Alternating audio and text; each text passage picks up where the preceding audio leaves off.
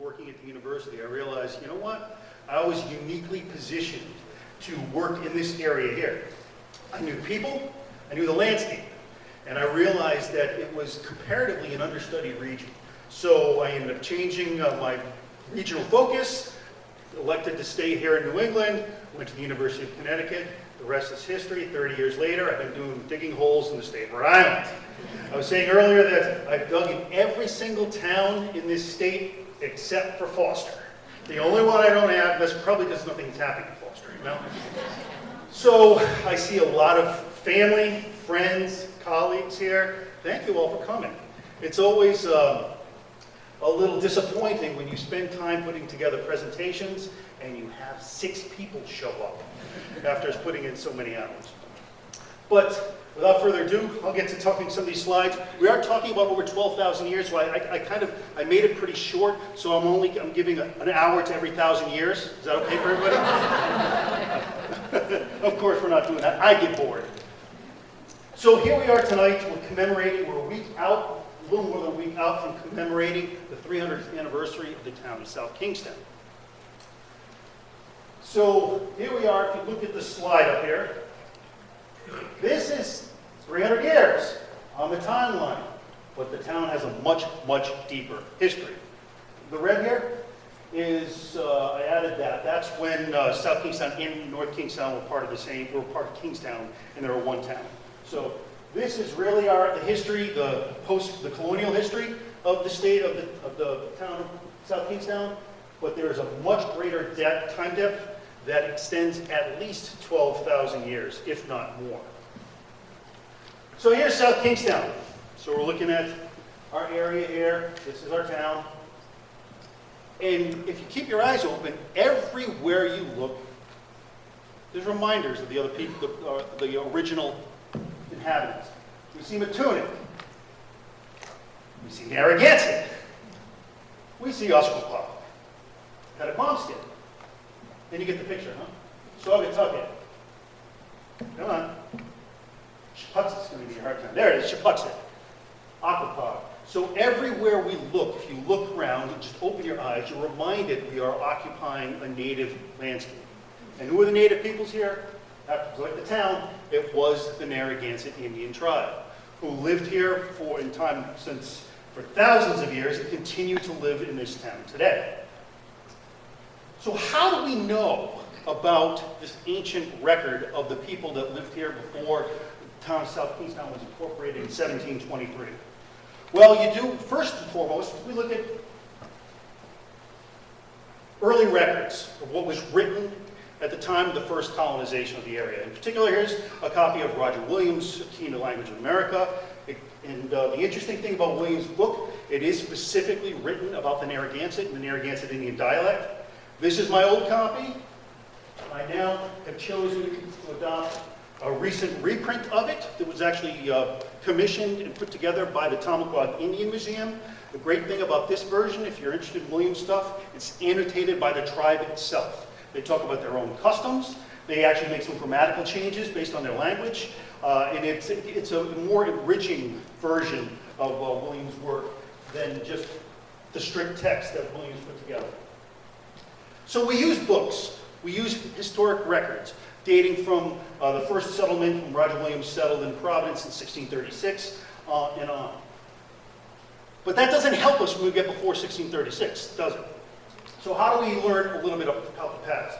Well, we rely on what I do, archaeology, where we excavate sites and we interpret the results that come out of the sites.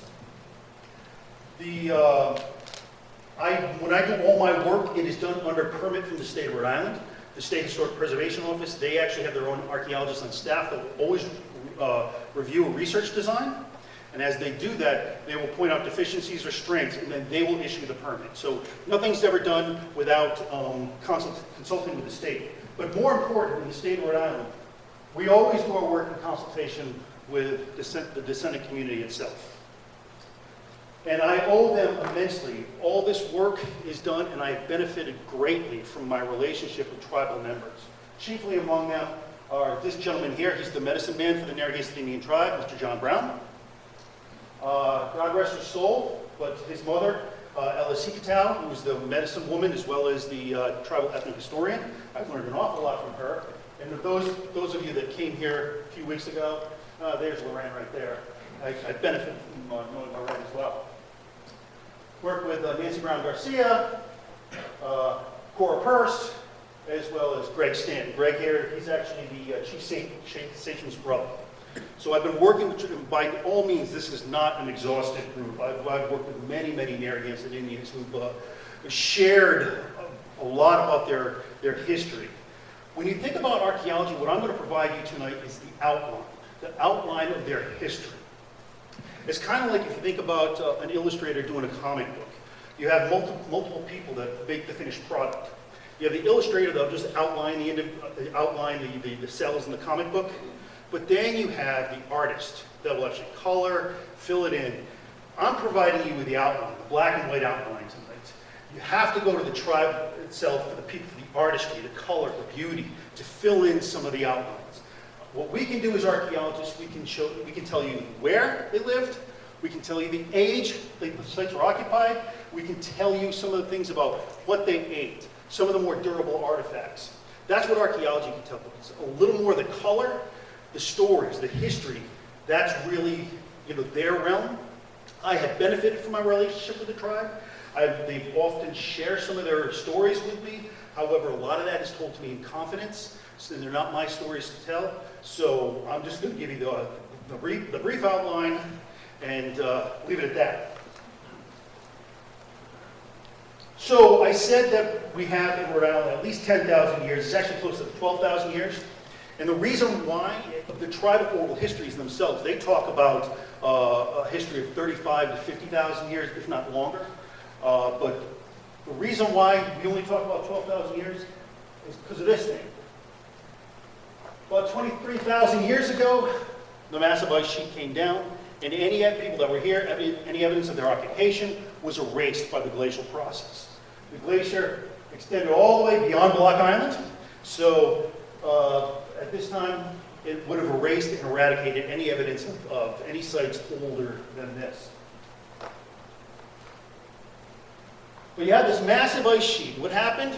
Well, at the time, all that water that's now in the oceans was locked up in the glacial ice. And 21,000 years ago, you could walk dry shod many, many miles, like 60 miles south of Block Island, never get your feet wet. As the glacier melted, sea levels rose. Until we get to approximately the modern coastline that we recognize today. So here's our town. And physiographically, we have several different environments, primary environments. We have the coastal plain, we have the Charlestown Moreno Complex, and we have the near interior swampy, the wooded interior. Native American peoples, they used each region differentially. There was different different activities happened in each of these environments, and throughout time, different areas were targeted more often than others, depending on where you were in time. So when we do survey, we got to look at where we are to figure out, give ourselves an idea of what we might anticipate encountering versus, and also as well as when we expect that many of these sites would date to. And if you notice, here's Route 1 right here. Next time you're driving up or down Route 1, look to your north. You'll see the Moreno Complex. This is a point at which the glacier stopped for a long bit of time and dropped a lot of material right along its southern face and created this really rocky, undulating landscape. But if you actually notice, you can follow Route 1. It pretty much follows the south face of the moraine. So there's your geology lesson for the day. I am going to cheat a little bit tonight. We are talking about the 300th anniversary of South Kingstown, commemorating it. I am going to include Narragansett in the discussion because at the time of the incorporation, Narragansett was part of South Kingstown until it was set off as a district in 1888 and then eventually set off as its own town in 1901. So as far as I'm concerned, 300 years ago, Narragansett was part of South Kingstown, so I have every right to talk about that as well, including in some light discussion. Hope you all don't mind. For those folk in Narragansett, but who cares about those mariners, right? So, Narragansett country.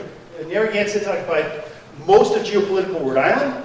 The country was bordered to the east by the Wampanoag, to the north by the Massachusetts and Nipmuc, and to the west by the Pequot and Mohegan groups. And out on Block Island, I don't know why they didn't label it, but we had the Mendocino Indians on the block. Archaeologists, we like to group things, so we all have a common framework of understanding. So, in a large sense, we've broken the past down into three primary periods. We have the Paleo-Indian period, the Archaic period, and the Woodland period. Now, these periods are really primarily broken up based on modes of subsistence and settlement preferences. But within these periods themselves, in a greater sense, we like to subdivide things even further. So, within the Archaic, we have an early, a middle, and a late Archaic. And within the Woodland period, we have an early, middle, and late Woodland period. We're really, really ingenious, aren't we, coming up with these terms? And then further on, we add a couple other groups. We have the terminal or transitional Archaic, which is, as the name implies, again, we're not very ingenious. The transition from the Archaic to the Woodland period, and then we have the contact period. I'm going to be throwing out radiocarbon dates. You refer to BP all the time. That's a radiocarbon terminology. So I figure I'll at least give you a quick radiocarbon 101. So when we use our dates, radiocarbon dating is the primary radiometric technique we use to date sites. The process is simple. Solar rays excite protons in the atmosphere.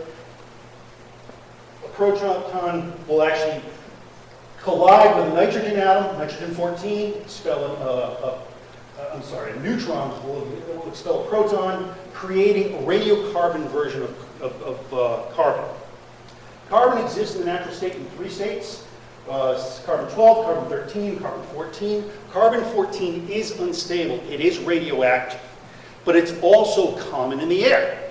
So in the process of life, anything, whether you're a human, whether you're an animal, whether you're a plant, we all engage in the process of respiration, where we take air, process it in our systems, and then expel it. While any creature lives, the process is continually ongoing. At a point in which a creature dies, be it a tree, a deer, whatever, they no longer exchange air with the biosphere. So the radioactive carbon that's in the system begins to break down. And by measuring, and these ratios of atmospheric carbon in the air are known. So by looking at a sample, by figuring out how much carbon-14 you have remaining in a sample, you can calculate how long it's been since that creature perished. So that's how we do radiocarbon dating and why it's so useful. It's perfect within the range of the sites we're looking at, because the half-life of radiocarbon is 5,730 years, which means after 5,730 years, half of your specimen is now gone.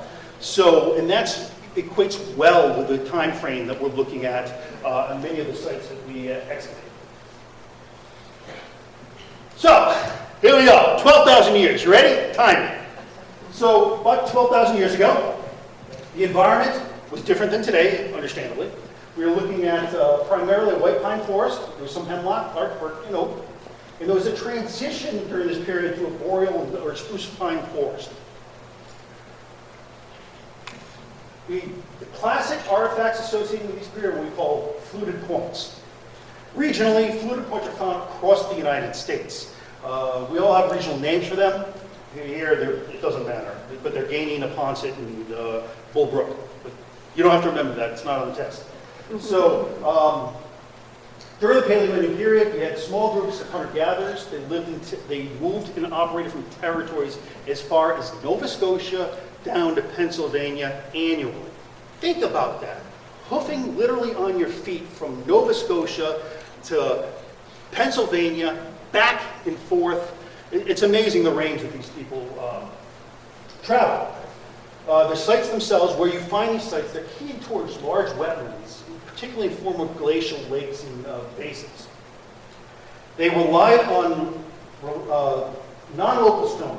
This is a fluted point that was found in Charlestown. There have been some South Kingstown, but there's no photos of them. But this is out of a jasper, Pennsylvania jasper. So this material from this point was originally quarried from Pennsylvania.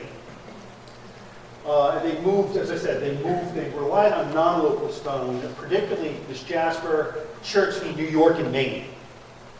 And we see these, they have very, very few large base camp. Most sites are these small little family units, very, very small sites. But why are they so mobile? Probably because of this. It looks like they were following caribou herds, just following the movements of the caribou. It was a reliable food source, so they were picking up, they had mobile tents, mobile structures. They were moving the families to follow the herds so they could make sure that they could support their families. Here in South Kingstown, we do actually have some fluted points. And unsurprisingly, given that we know that settlements tend to be key towards these glacial lake basins, they're found in the Great Swamp, which the Great Swamp Basin used to be a glacial lake Warden. What Warden Pond is now is only a shadow of what it once was 12,000 years ago. But they appear to have focused along the margins of the Great Swamp Basin. However, there's a caveat to that. And that's because we're relying on the archaeological evidence we have. 12,000 years ago, this was dry land. This was dry land. So here's where we are, and you could have walked all the way out again to Block Island and beyond. So there is a possibility that some of these sites are offshore that we just don't have any record of. So the next period on the archaeological timeline is the early Archaic period. The woodland started to change a little bit. We have a mixed coniferous deciduous forest. There was an increase of oak, some other deciduous trees, maple, ash, elm, hemlock. You can read it up there. But these materials, they started replacing pine, which had been the predominant vegetation in the forests during the Paleoindian period. I'm trying to juggle three things in my hands right now. I need a third hand. So the interesting thing, during the early Archaic, there started to be a population increase. You see there's more sites. Sites tend to be focused on river systems, major river drainages. Like the previous period, we have some few residential camps. But we have many small little hunting family camps. The populations are still mobile. However, their territory is becoming more and more restricted. Instead of going from Nova Scotia to Pennsylvania, they're now primarily moving about southern New England. They're going from Massachusetts to Connecticut, Rhode Island, kind of focusing on a smaller territory. Here's an image I put up here. It's very hard to find a good illustration that's historically accurate. You'll notice that this guy's using a spear thrower. That is accurate. During the early Archaic, he used a bow and arrow. That's not accurate. The bow was introduced about 3,000 years ago, so during this period, they were not using bow and arrows. It was pretty much spear technology back then. But we do have some sites, and these are the hallmark projectile points of the period. We call them bifurcate points. We do have several bifurcate points that have been found in the town, particularly out in the Rocky Brook area, with the radiocarbon dating to this time frame, as well as out when we get out to Usquepaugh. So there are two well-dated early Archaic sites in the town. So we do know that there was a presence about 8,000 years ago. Moving on, we start seeing newer technologies. So during the Middle Archaic, the oak begins to spread more throughout the area. We start seeing a lot more oak, replacement of a lot of the pines and the spruces, but more of a deciduous forest. We start seeing these really gorgeous, which we like call them Christmas tree points. These are actually called Neville points. And these are actually spear points, while their companions over here are dated to a little bit more recent. These appear to be dart points. So there was different technologies and being introduced during the time. So again, things that people are settling down, site numbers are going up. People are becoming more and more familiar with the area. They're staying here for longer periods of time, and they're becoming residential. So we see an increase in the number of sites. We see a seasonal occupation on areas focused on major lakes, ponds, wetlands. And we also start seeing, a focus on fishing stations. Fishing appears to be very, very important. We get these large family gatherings on major fall lines along major rivers. So, you know, the alewives will be coming in soon. That's the kind of event that's happening. The families are going, they're settling on the margins, they're taking advantage of these seasonal runs of these fish. We also see the beginning of occupation along the coast and some sort of exploitation of shellfish. And it's also during this time, as I said, these people becoming residential, we start seeing the establishment of tribal territories that appear to coincide with major river drainages, such as the Pawcatuck. Pawcatuck was a big river, and these people started focusing in on these rivers, and their families would start living there. And it's also that we start seeing the beginning of groundstone tool technology. Most of the stuff that we saw before is chipstone tool technology, where you take a core and you start taking another hammerstone, you start knocking a piece and shaping your final tool. Groundstone technology is a little different, where they're actually taking sand and rubbing and creating these highly polished artifacts. And among the choice artifacts at the time is here. This is called a semi-lunar knife. It's an ulu. And there's something very familiar. The Inuit still use them today. My mother still has an ulu in her closet that she cooks with all the time. But the ulu is really, the introduction of the ulu begins during this time. Again, we have sites, Middle Archaic sites in South Kingstown. There's a large site in Great Swamp, and there's several of them sitting along on the Pettiponskett River. So instead of being a focus on the interior, we start seeing, we still see settlement within the interior. We're starting to see a shift towards the coast. There's a reason for that. Because about 6,000 years ago, the shoreline approximated what we would recognize today. So there was rapid sea level rise between the Paleolithian into the Middle Archaic, and beginning of the Middle Archaic period, things started to stabilize. And with that stabilization was the establishment of mudflats, which permitted the growth of the establishment of shellfish beds, which is why we start seeing the introduction of shellfish during this period. The late Archaic period is pretty interesting. Late Archaic goes from about 5,000 to a little 2,800 years ago. And if you have an archaeological site on your property, I can guarantee it has a late Archaic component. Believe it or not, the Archaic is the most common site we have in all of southern New England. It is everywhere. Sites dating to this period are everywhere. Projectiles dating to this period are everywhere. It was a climactic optimum with a very high population density. So this period, there was a lot of people on the landscape, which the population dropped off in the next period, which is very, very interesting. But within the period itself, we have three subdivisions. One, we have what we call the Laurentian period, which they're known for creating these eared projectile points. Most of the points themselves come from out of the region. And the Laurentian, those of you who know your New England geography, is actually named from the core of the Laurentian area, which is the Lawrence River up in northern New England and southern Canada. That's where the core of this group was situated, but they do make incursions down here.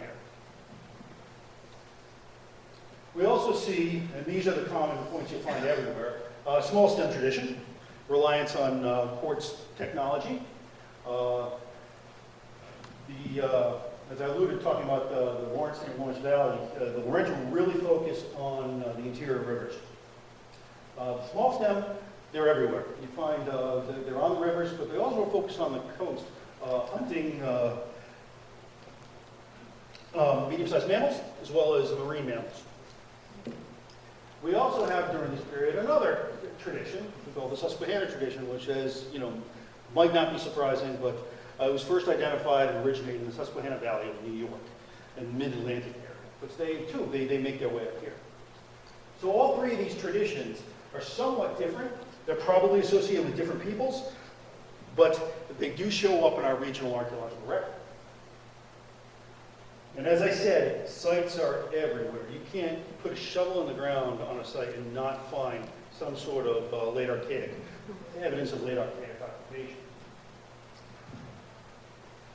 I mentioned the Laurentian, and this is where Rhode Island's great, because we, meaning archaeologists, for the longest time we had interpreted the Laurentian as these small mobile groups coming out of the St. Lawrence Valley, coming down the Connecticut River, working their way across to southern New England for brief periods, small groups, few individuals, they hunted, left a few points behind, and they retreated. We're involved, some of you may be aware that Rhode Island has the first wind farm in the United States.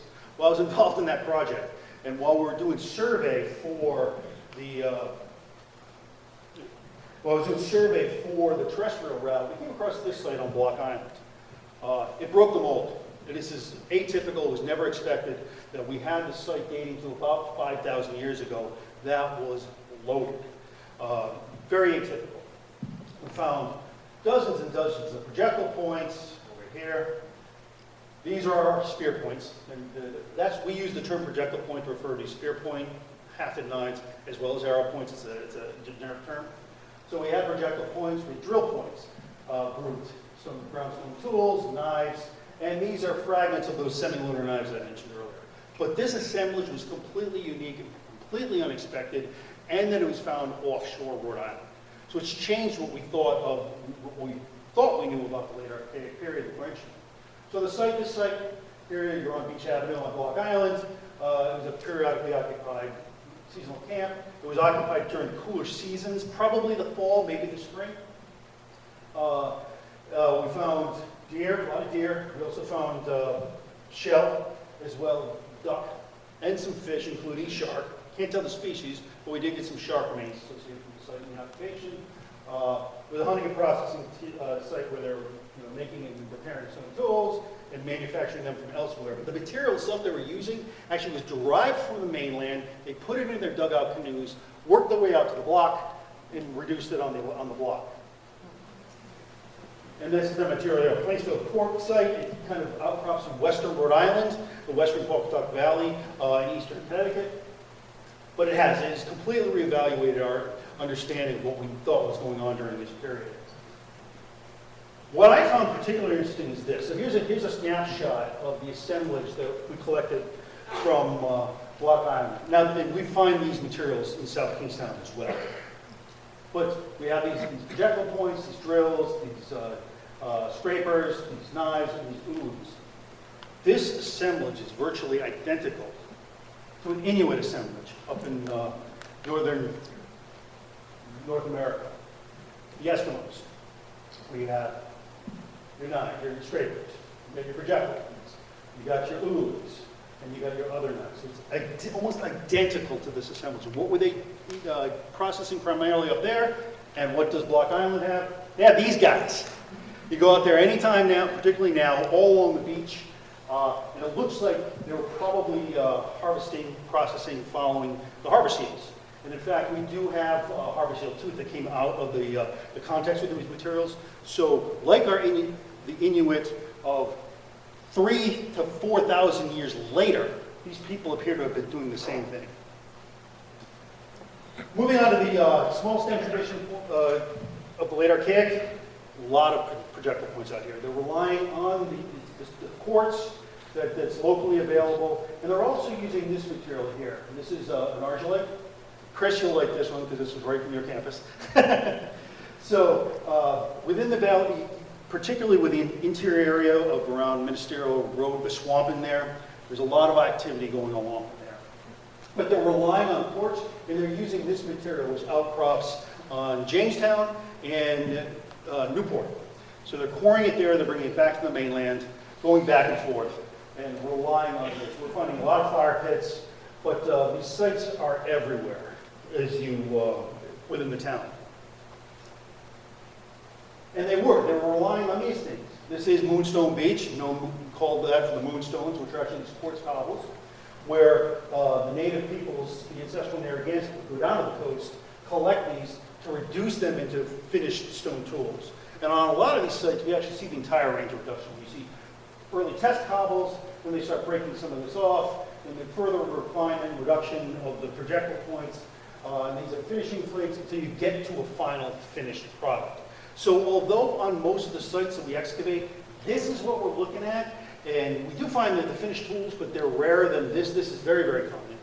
You can look at the assemblage themselves and see what they were doing.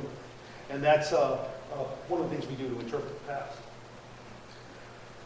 But they didn't exclusively rely on cobbles. They also used available outcrops, because quartz is very, very common in the area. This year, after Hurricane Sandy, I was contracted to do a survey along the Rhode Island Maine coast. We went all the way, we hoofed it all the way from Fort Varnum in Narragansett all the way down to Napatry Point in Western, and examined the entire coastline. One of the more interesting things is we had to get permission for going on private property, which we did. We're walking along the shoreline right near, right north of the town beach, on private property with the landowner. Came across this quartz boulder here. This is all chipping debris resulting from Native American manufactured tools. What is surprising is it's still there. What is even more surprising, this dates to almost 4,000 years ago. And it's still just sitting on the surface right now. So this boulder's on this property, and you can occasionally find this stuff. And now the property owner is a great steward. She's protecting it, she's not touching it, she's leaving it the way it is. But it was, you know, we weren't surprised that we found this, but we expected it to be more of the line of 500 years ago. We saw it, and we started pulling out tools after about 3,600 years old from this context here. So they do exist, and they're relying on quartz cobbles, but when they had the opportunity to use veins and outcrops that were available, they took advantage of those. Moving on to the next period, we have the transitional period. Now this is where the transition from what we call the Archaic into the woodland. The Archaic period itself is primarily focused on hunting and fishing. That was the main subsistence economy during that period. The woodland period is where we started transitioning into, including hunting and fishing, we start seeing the beginning of horticulture and that sort of activity. So that's the primary discriminating factor between the two groups. So during the transitional Archaic period, we see a little bit of what we call both. You know, some of this traditional hunting pattern, but we start seeing other things as well. It bridges the Archaic and the woodland. Sites like the late Archaic are everywhere. They're on rivers, or on the water, or they're on swamps. They're on the coast or on the inland. But we also start seeing, again, extensive trade. A lot of the materials that are associated with these sites are not indigenous to Rhode Island. We find a lot of materials from, particularly during the earliest phases of the period. They're from New York. We see a lot of church. We see some jaspers from Pennsylvania. So again, there's these wide range areas that these people are traveling, or there's an extensive trade network that's going on during the time. And here's just a listing of a number of sites that are in South Kingstown that date to this period. A lot of them are on Point Judith Pond as well as on Potter Pond. So you know, we start seeing a lot of sites along the coast, along these estuaries. But as you can see by the illustration here, one of the key aspects of the transitional Archaic are these massive stone bowls. It's the first time we start seeing, you know, these bowls. A lot of the stuff before that was probably wood. There was, I'll talk about that in the next slide. But we start seeing these massive bowls. Now these are actually made out of soapstone. We call them soapstone, steatite. And the steatite is the softest mineral on the Mohs hardness scale. It's so soft you can actually carve it with your fingernail, and it is a stone. So they were using this soft material, carving out the inside, creating these kettles, these bowls, these cups, and they're hallmarks of this period. But the other thing that we see, and we also see, you know, these broad-bladed tools. But again, these are materials raw materials that do not originate from the area. So they have a distinct chipstone tool technology, and the introduction and the use of these massive stone vessels. But more importantly is we start seeing massive increased burial ceremonialism. There's start seeing these focused cremation complexes that appear to have been used over a period of time. So people were routinely coming back year and year, annually, decades, whatever the interval was being, and targeting these very, very specific places, having ceremonial ritual that included cremation, burial, and also all sorts of the ritualistic activities associated with the burial of the dead. We have one of these sites in South Kingstown. At least I suspect that we do. This was several years ago. Here's our tribal historic preservation officer, the Narragansett Indian Medicine Man. As I said, the Narragansett, they're local. They still live here. They've lived here for thousands of years. They still live here. He was just driving about, looked in at a development that was going in. Notice this little thing right here. John's been working with us for years. He's been actually on archaeological sites longer than I have. So he immediately recognized what he was looking at. And he called me down and we started looking at this and we looked at this. And what we're looking at is I think we are looking at a transitional archaics feature right here that was used thousands of years ago. We dug this one little unit right here in the middle of the feature to there. We found these 3 projectile points. The interesting thing is each of these is almost 1,000 years apart, found from this one area. So again, it's a feature, a place that these people came into time and time again to do ritualized ceremony of some sort of interval that they were aware of. We don't really know what that interval was. The great thing about this is the property owner was extremely gracious.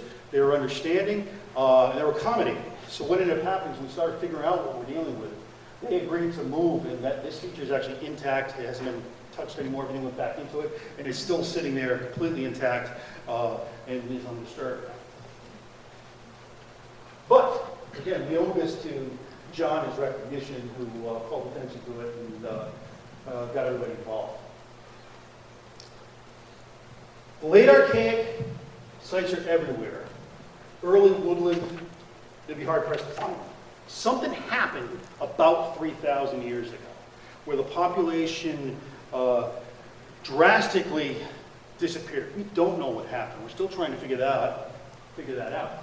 But there are some sites, and there are some telltale artifacts associated with them. These in particular, the metalwood points and the rough points. Sites tend to be on major rivers. They need fresh water. It is possible that some of these small stem points that we see during the late archaic might actually be early woodland, but we don't know that for certain. But we also start seeing first evidence of domesticates. As I said, the woodland period begins the beginning of horticultural period. And we start seeing the first evidence of them, of domesticates, such as maize and squash. We're not finding the kernels themselves. They have actually perished. What we're finding are phytoliths. These are little elements of the cell structures of these plants, and they're preserved in cooking pots. So we see those. And as I said, it also coincides with the introduction of ceramic technology. It's the first time we actually have clay pots, is during the early woodland period. There was a transitional stage during the very end of the transitional archaic period where they started making some of these points, and it is truly a transition because what they would actually temper them with would be crushed soapstone bowls. So there is even a transition between the previous phase and this, but it is really associated with the introduction of ceramic technology and the beginning of domestication. And as I said, there's very, very few sites on mainland South Kingstown. We don't know where they are. They're very, very rare. However, you go out to the island, a little bit different. It appears during the middle woodland period, or early woodland period rather, that these people were on the islands. They're really on the coast. Because you go out to Block Island, and we've only recently realized this. As I said, maybe I didn't say, but I did my graduate work at the University of Connecticut. I studied under Dr. Kevin McBride. Kevin is pretty much the expert on New England archaeology. And I've had the pleasure of working with, I was a student, but I've been working with Kevin now for over 2 decades. And he does an awful lot of work on Block Island. I do an awful lot of work on Block Island. So at one of our gatherings, we sat down and we started talking about all this. And we realized that, geez, we're getting these late woodland sites on the island, so it looks like they're going out to the islands. And why is that? In fact, he worked years ago on this site called the Busby site, which is on the north side of the Great Salt Pond, where he found these early woodland dates and came out with massive materials. And it looks as if he found the first village settlement known in the area. The key is they appear to have keyed on marine mammals, hence why they're out in the islands. The marine mammals, the whales, the seals, they're targeting these species. And I, several years ago, when I was working for the Block Island project, the same site I mentioned earlier, when I worked on the Harbor Pond site, we found the same thing, a contemporaneous site where that had an early woodland component. Unlike the mainland, where these sites are pretty much gone, or not gone, but missing. You go out on the islands, you can't dig a hole without really finding an early woodland site. So they were drawn to the islands, but they appear to have abandoned interior and mainland for the most part. Moving along the time, we're now in the middle of woodland period, we're almost there now. We start seeing the development in real artistry in some of the materials. There's a refinement in the pottery technology. You start seeing decoration on the pots themselves. But like the Paleo-Indian and the Transition Archaic, there appears to have been a massive, massive trade exchange network, where on almost all these sites you start finding these materials. This is Pennsylvania jasper, Ohio chert, and these materials are showing up in local assemblages. So there was this massive trade exchange network. But what did we have to supply? Well, we had these things. We have a red world living in Rhode Island. We had 3 soapstone quarries. During the Transition Archaic, they were being poured for bowls. During the Middle Woodland period, they were pouring them for raw materials to make smoking pipes out of. And we have a lot of evidence of smoking pipe technology that appear in Middle Woodland sites. What is more important, what is more interesting to me is back in the late 80s, there was an excavation that was done in Indiana on a Hopewellian mound. So these sites are contemporary with the Hopewellian stuff that's happening in the Midwest. But they excavated a mound in Indiana. And they found one of these platform pipes. Interesting, we find them. They did some geochemical testing. Pipe came from Cranston, Rhode Island. That was a source material. So we're using their lithics, but we are trading something back, including these massive pipes. And if you actually read Roger Williams and or William Wood in the 17th century, they comment on the Narragansett in particular being amazing manufacturers of these stone pipes. And if you actually look at the Burrs Hill assemblage, there's one pipe that is just out of this world. But it appears to be, particularly right here, that during the Middle Woodland period, it's when the Narragansetts start becoming these experts, these artisans in making these smoking pipes that were so prized back 2,000 years ago almost, that they're finding their way they're finding their way to the Midwest. I find that pretty cool. And again, we have sites all over the place in the town. They're much more common than the early woodland. We see them. We do see these pretty regularly. They're smaller in the later period, but they're much more frequently in the preceding period. The late woodland period is near and dear to my heart. So the forest we're looking at is essentially a recognizable environment now. It's very, very similar to what we see when we look up the, at least in terms of climate. As you all know, that the vegetation has been clear-cut, and most of what we look at now is secondary growth, but the environment was very, very similar to today's.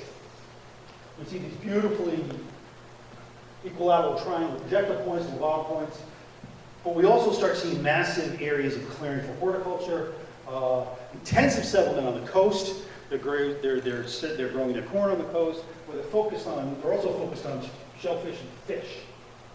It is during this time frame that we really see the establishment of the recognizable Narragansett and regional tribal territories. It's not to say that the people weren't here before, but the distribution of artifacts is so familiar that we can say, okay, we can see Narragansett country, we can see Wampanoag country, we can see the Mohegan and Pequot country over here based on what we're seeing. So we see going back about 1,000 years ago what we would recognize as the established territories of the tribes that we're very, very familiar with.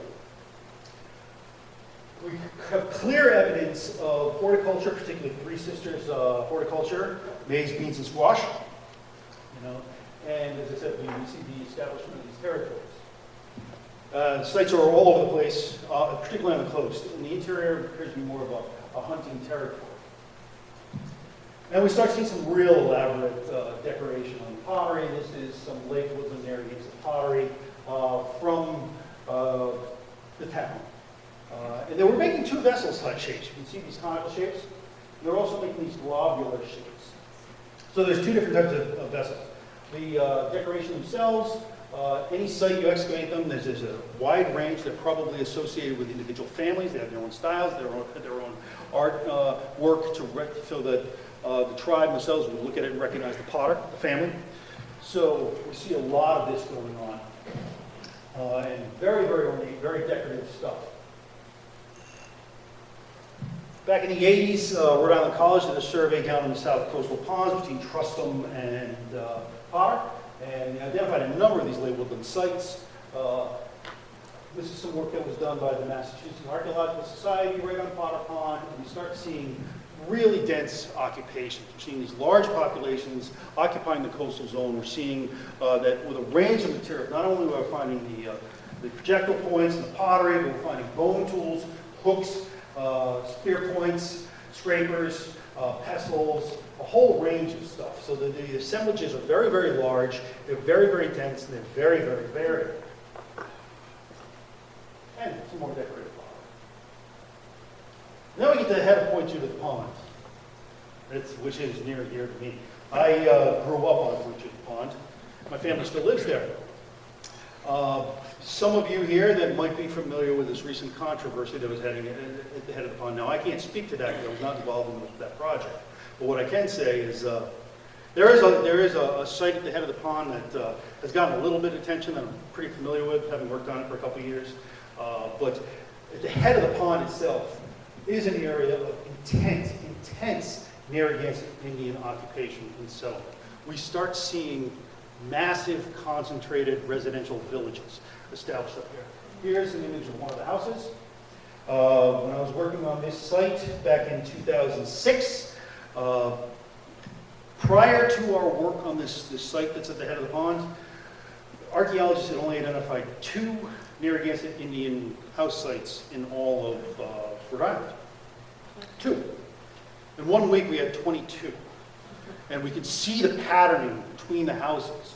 So we know we're dealing with a massive area. And then subsequent to that, you know, the Narragansett burials have been unearthed. So the head of the pond was an important area, it was a core area of Narragansett settlement. And hence, one of the main reasons why our sister town next door took the name of the tribe that lived here. This is their core, this is their area, and this was an area that they were intensely settled on. That's not to say, though, here we are here, that's not to say that that's the only area. Because if you look at the archaeological evidence from Rhode Island, you start seeing concentrations down on the Pawcatuck, down between Pawcatuck and Ninnegrit Ponds, over on Jamestown, Whitford Harbor, up here on Potawatomi, Warwick Neck, and of course up in Providence. So we're starting to see these concentrations, and these also appear to correlate with the various groups of Narragansett that occupied the landscape in the 17th century. The Cohesive, the Potawatomi, the Swinomic, these people. So we're starting to see their homelands along the coast develop. And one thing I find very interesting, if you look at this map, and then you think about a modern map of Rhode Island, Route 1 was just like this. That's no accident. Route 1 was an old native trail that was adopted, and it did link these Narragansett homelands with each other well before the first Englishmen arrived in town. Something happened in 1524. So in 1524, we have the first recorded contact between the Narragansett population and people of European descent, when Giovanni da Verrazzano sailed up Narragansett Bay. We know it was the Narragansett. He describes the geography perfectly. This was in April in 1524. He talks about sailing past the mainland coast, passing an island that was in the shape of a triangle, coming along the point, going up the point, and then he was met by a group of individuals that came out on dugout canoes, and was met by 2 kings. The Narragansett were unique in their dual sachamship. They had 2 kings. They had their chief sachem and they had their war sachem. So that was unique to the Narragansett structure. So we know by the description and by the discussion of who Verrazzano met that he's talking about meeting the Narragansett in April of 1524. He was not alone. People followed him not long after. We have David Ingram, who went up to Nova Scotia in 1568. Bartholomew Gosnold in 1602, who went to Buzzards Bay, Martha's Vineyard, and Cunningham. The reason why I include this skeleton is this individual is on display at historic Jamestown down in Virginia, which they determined is Gosnold himself. So he was up here, and they found his remains, and he's now on display at Historic Virginia. If you go down to Jamestown, down there to see the excavations that are going on in the settlement, you will see Gosnell himself on display. So this very gentleman came up here in 1602. Not long after, Martin Pring came up to Maine, Weymouth to Maine in 1605, as well as Champlain, Samuel de Champlain, Massachusetts, Maine, and Quebec in 1605.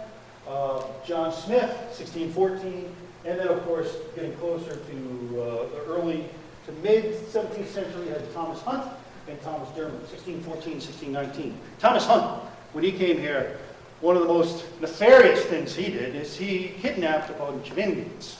Among them was Squanto. So that's why when the Europeans met were introduced to Squanto, he already spoke English because he was taken over to Spain.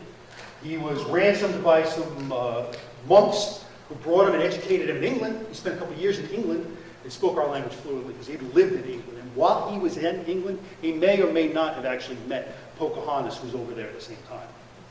So then eventually, though,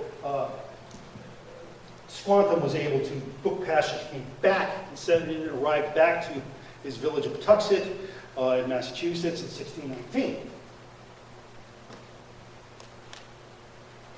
Something bigger happened in November of 1620. We have this little ship here, Mayflower, landed at Provincetown in November 21st.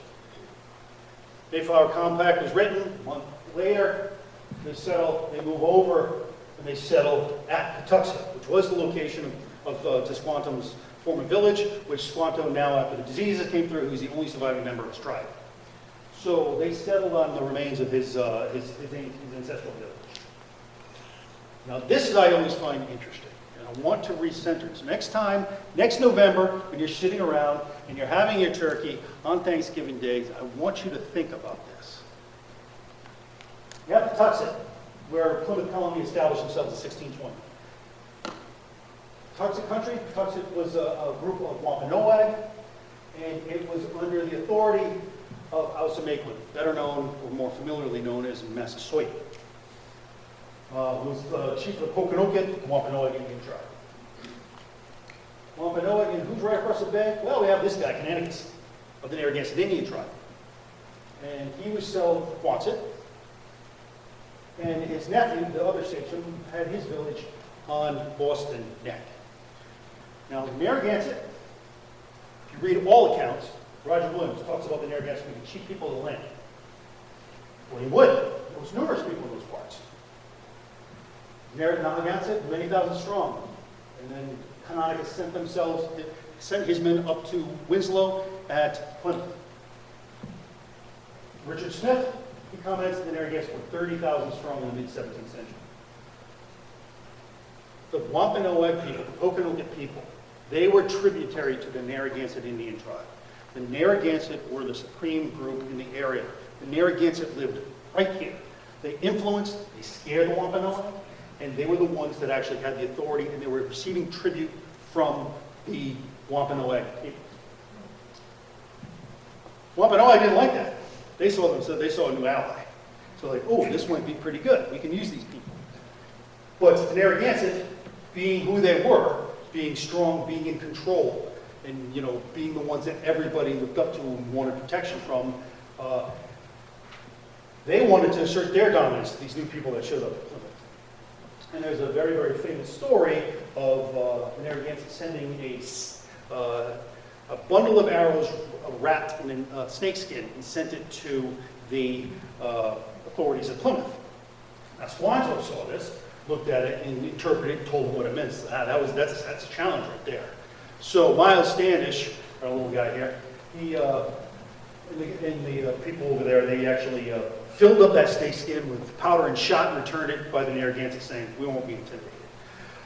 So that's how things got off on the wrong foot to begin with the settlement at Plymouth.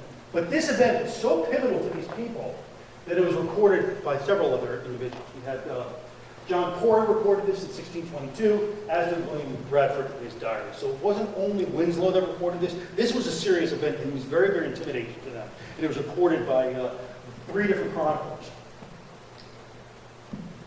Shortly thereafter, though, everybody's attention got diverted. With the attack of the murder of Captain John Stone on the Connecticut River, followed with the killing of Trader John Oldham on Block Island. Out here.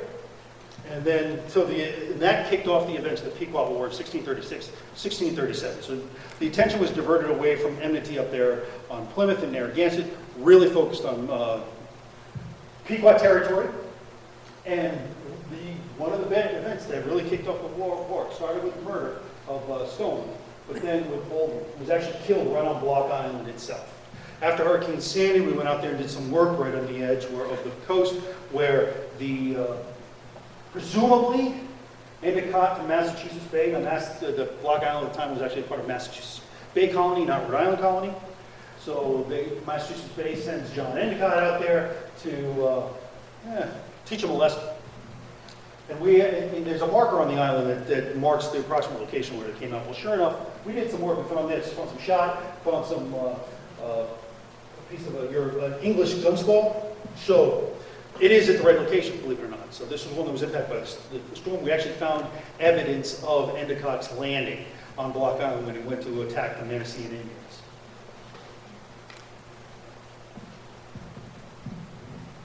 So the war is finished 1637, and attention can be brought back to the local setting.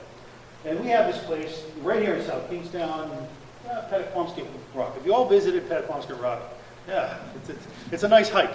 But you got to be up to the mood for it, right, to get to the top. So, but it was here at this place right on the Narrow River, Pettaquamsket Rock, that several important things were conferred.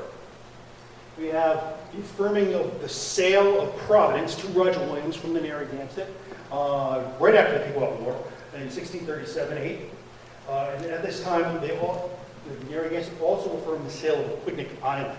So at this place is where the sale of Providence was affirmed, as well as the sale of Quidnick Island, which was pretty big in Rhode Island history. About 20 years later, now she's shoddy, we have the Pettaquamsket purchase. It happened right here at the rock itself, which really kind of established the settlement of this town in the area. And right after that, we also have, a few years later, we have the Atherton purchase. But what is very, very interesting is, despite the fact that the King of England had conferred and agreed to the establishment of the colony of Rhode Island, our neighbors on either side of us were not happy. They all had claims on Narragansett country. Plymouth colony asserted that's part of their jurisdiction. Massachusetts Bay colony said, that's ours. Connecticut colony says, you're all wrong, it's ours. So here we have little Rhode Island, Roger Williams establishing Rhode Island under religious freedom, and you've got these three larger colonies all saying, it's like, that's ours, and ignoring us. So things were very, very, very, very confusing. Massachusetts Bay in 1659 conferred the Atherton purchase. So again, Massachusetts Bay purchased, well, these people from Massachusetts Bay purchased this over here. And during this time frame, in the 17th century, everybody, Connecticut colony, Massachusetts Bay colony, Rhode Island, not Rhode Island colony, we had the charter, but Plymouth colony all had designs on Rhode Island. Anybody in Narragansett country. If anybody want to read a really good history and a good synopsis of what's happening on, you have to check out James Warren's book, God, War, and Providence. It's really, really good. It talks about, and it goes through the politics of the 17th century and all the various the colonies that was going on, the politics of the colonial forces when they had, and how they were treating, how they thought of the Narragansett, what they were trying to do. Because again, the Narragansett, they were strong. They were to be feared. They were a power. And these other colonies, they didn't like that. They wanted our territory, and they wanted to take, to deal with the Narragansett problem. Governor John Winthrop of Massachusetts Bay noted in particular that Narragansett country was championed for miles around. Now, champion, he meant perfect. This was an agricultural community, so they wanted this area, they wanted our lands, they wanted it for agriculture. It would have supported lots of population. It was very, very fertile ground. Nevertheless, we still, Atherton comes in, he purchases part of Boston Neck from Wickford down to almost the Narragansett Pier. But we still, Rhode Island colony still claims, no, we have a king. The king said this is ours. This is ours. We belong here. So they settle on Petaponasket River at Tower Hill, which is not where the tower is now. It's where the fire station is. That's actually Tower Hill. And not long after, Mr. William Bundy builds a house down there. Several years later, a gentleman by the name of Jira Bull buys Bundy's house. Jira will come into the story just a slide or two. And then not long after the settlement of Tower Hill, the ministerial lands were set up to entice a minister to come to minister to the lands to settle here, which was eventually established in 1695. And there's, in 1674, with the influx of people, the town of Kingstown was established, which included present-day North Kingstown and South Kingstown. We're almost done, folks. So, in 1675, something happens. The local people, particularly the Wampanoag and the Pokanoket, they're fed up. They're fed up with everything going on, and they attack the settlement of Swansea in June of 1675. And then war, bloodshed breaks out, fear. And the war persisted until August of a year later, 1676, with the death of Philip himself, who was shot by a Pecasset Indian who was an ally to the English. But in between these events, one of the most, if not the most pivotal event of the war occurred right in our neighborhood. So in the late fall of 1675, Massachusetts Bay, Connecticut Colony, Plymouth Colony were tired of the situation. The Narragansett had been neutral in the war, but they were entertaining war refugees from the Wampanoag. They were giving them refuge in their village. So they allowed them to come in and stay there, those who were fleeing from the hostilities. The United Colonies, which again is Connecticut, Mass Bay, Plymouth, Rhode Island was not one of the United Colonies. They all considered this an act of aggression and decided to punish the Narragansett forces. So they come down, they decided to meet, start their expedition at Smith's Castle. On the way down to Smith's Castle, Captain Mosley of Massachusetts Bay surprises the Narragansett, captured 36 of them. And among them is this Narragansett by the name of Peter. He factors majorly into the story.